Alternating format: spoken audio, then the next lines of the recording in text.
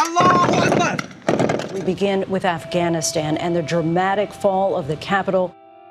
Within a matter of days, the world witnessed an unforeseen turn of events, with Taliban taking over 3/4 of Afghanistan, now including Kabul, causing its president to flee the nation, leaving it helpless, leading thousands of people to leave their lives behind and seek shelter in refugee camps out of their home in a chaos.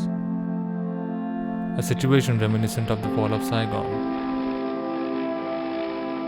The Taliban taking Kabul, Afghanistan's capital and last government. Seeing the progression of Taliban's invasion, the capture of Kabul was inevitable.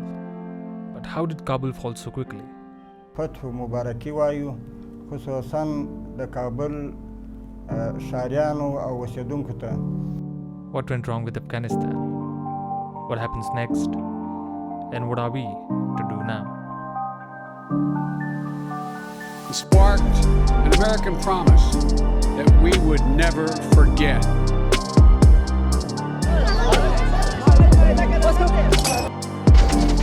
Grief is raw. It's a visceral reminder of the living cost of war. Taliban emerged from being an insurgent group during the Soviet-Afghan War and backed by the CIA, along with its Mujahideen affiliates, to being the Islamic Emirate of Afghanistan, which held power over 3/4 of Afghanistan, all within a couple of years. After the 9/11 attacks, the American-led invasion ousted them for having ties with Al-Qaeda, and thus initialized not just a decades-long war against the insurgency movement of Taliban, but also constructing an infrastructure and a defense system against Taliban takeover. With America shifting its focus to Iraq and massive corruption on the side of Afghan government, that defense infrastructure was gradually collapsing. So much money went to military contractors to set up projects with no plan for how they'd survive after we were gone. More than $100 billion have been allocated for relief and reconstruction, but tracking all that money has been next to impossible. Which in the end led to the terrifying events happening right now. The Taliban have been trying to regain their power for decades, as America has been slowly decreasing its troop, fighting an already costly and a long war. That fled to Tajikistan are returning. But with Joe Biden's decision to completely withdraw the army presence, turning the army bases into a ghost town in days, accelerated their appalling attacks with such speed that by 15th of August, the entire country was lost. President Biden's administration is receiving enormous criticism, and rightly so, certainly in regard to its ineptitude with sheltering the refugees and especially the translators and interpreters who fought against Taliban with the Americans. As America ends its longest war, the translators left behind are begging the Biden administration to cut through the red tape and grant them special visas to come to the U.S. Since they are the most vulnerable against Taliban's revenge. Because the fact is, there are thousands of Afghans who helped US troops during the war who badly need to be evacuated because the Taliban very much wants to kill them. But he is not entirely to blame.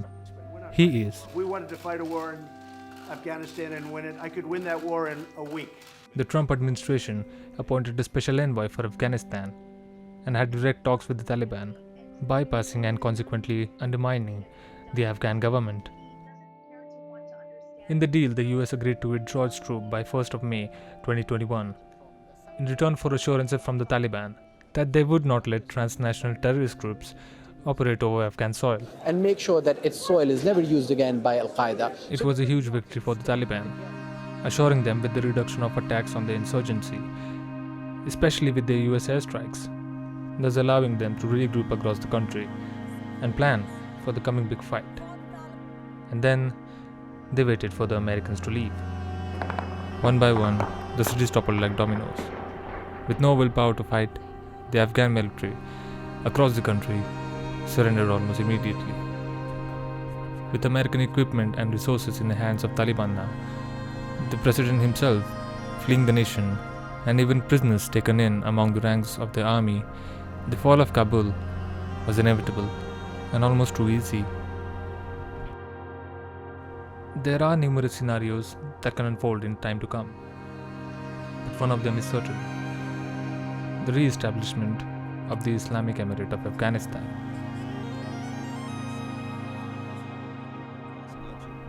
and reinforcement of the Sharia law affecting people's everyday lives, especially women's. From mundane things like clothing, behavior, beards to art and education, and having extremely harsh penalties like stoning and amputations for crimes like adultery and theft. An important aspect is finance. Pakistan itself is a financially exhausted nation.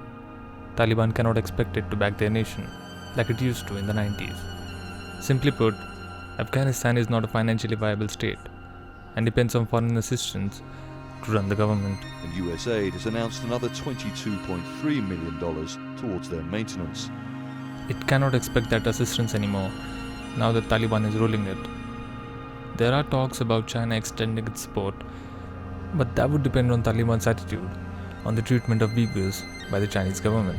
People in Xinjiang have been arrested and thrown in camps despite having committed no crimes, which is chilling. 1 million Uyghurs were at one point being held extrajudicially, many for acts as innocuous as growing a beard, fasting, or applying for a passport. Next, there is an issue about security. Now there's an obvious aspect of an external conflict, which includes resistance groups operating from outside Afghanistan's border, in Central Asia or Iran. But also there is a possibility of resistance from a resurrected ANA, which hasn't reconciled with the Taliban. If not them, then individual warlords and communities that can resist Taliban in their areas. Solutions are looking slim, since experts believe no military action can resolve the issue. There is no military solution to the conflict. And lasting peace in Afghanistan is possible only through political solution. Although the US Embassy tweeted last week that it was tracking reports of war crimes and other atrocities. We've been constantly monitoring. However, countries like Canada and even Russia has said the time to recognize Taliban as a legitimate authority is yet to come, which if the United States and its allies consent to do, can go a long way towards curbing Taliban's influence. Symbolism counts, and the symbol of the U.S. military effecting a complete and final withdrawal, I think, was devastating. Because even if military action is enforced, it seems it wouldn't be much of a problem for the Taliban. د جنگ زیاتوي نو موږ د جنگ او د جهاد لپاره بالکل آماده یو. موږ په جهاد باندې نه ستړي کېږو، په زخمو باندې نه غمجن کېږو، په شهادت باندې نه دردېږو. موږ که شهیدان شوم کامیاب یو، که په ستړي وم کامیاب یو، که په جنگ کې وم کامیاب وو. موږ په فاتحانه توګه کابل ته انشاءالله ننوځو. دا د موږ لار او کامیابي ده.